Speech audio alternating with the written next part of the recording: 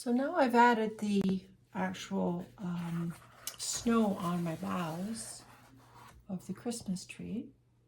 I'd like to add a little bit more of the branches itself. So I feel like I've lost some of the detail of the branches. So I'm going to go back into my greens and make it very, very dark again. So the green oxide and the sap green. And I'm going to add a little bit of black and a little bit of burnt umber. So let's see what we get there. Nice. Okay. We want it nice. And this is an old brush. Old brush.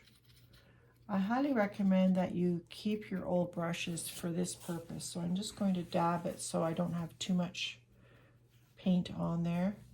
So what I'm going to do is just take my brush and I'm going to pretend that that branch is right there and I want to lift it up. So I want to lift up my branches. So it gives it more of an effect that it makes it look more real just by lifting it up. Of course, my white paint isn't quite dry yet, so that would have helped this step a little bit better. But I'll work it out so that you can get the idea.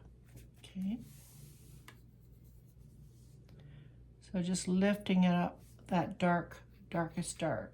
Okay, let me just pick up a little bit more here. Green oxide, sap green, a little bit of burnt umber. Makes it nice and dark, yes. So as you know, with painting, it's all about the lights and darks. And to create a three-dimensional painting, you need to have value scale. So the idea is having lots of color and having the contrast of the white. So just lifting it up. There we go, lifting it up. There, so that gives it more dimension. You see how that changed? I'll just add a hair, not much over here, just a little bit, just to harmonize the trees a little bit better.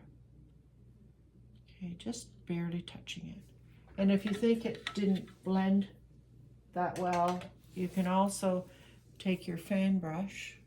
Where are you there? Take your fan brush. There.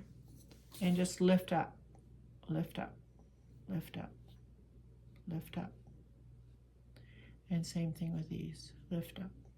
Okay, so there's all kinds of things that you can do. Now, if you don't like that part there, okay, then just work with that then. I kind of like it that way because then it shows a true Christmas tree, or a tree, an evergreen tree in its finest. Now this to me looks a little too blobby from that last pull, so I'll just add a little more of the green to pull that up. But this brush here, if you can see the bristles, it's an old brush, but it was a favorite. I painted a lot of paintings with this brush, but the hairs actually separate after a while. So there, now we're getting something. So anytime you've got a whole line there, just break it up with your brush and create the idea that that line isn't specifically there. So break it up. There you go. Okay, like that. Now I'm happier with it. Okay, there. So I'm going to leave that. And then I'm thinking maybe I want to add a little bit of the darker blue here in the foreground. So just give it the idea that it's a little bit more of a shaded area here. So we get the idea of the snow being right there in the foreground. And if you don't want a dark line there, just take your water and soften that out there like that. Okay.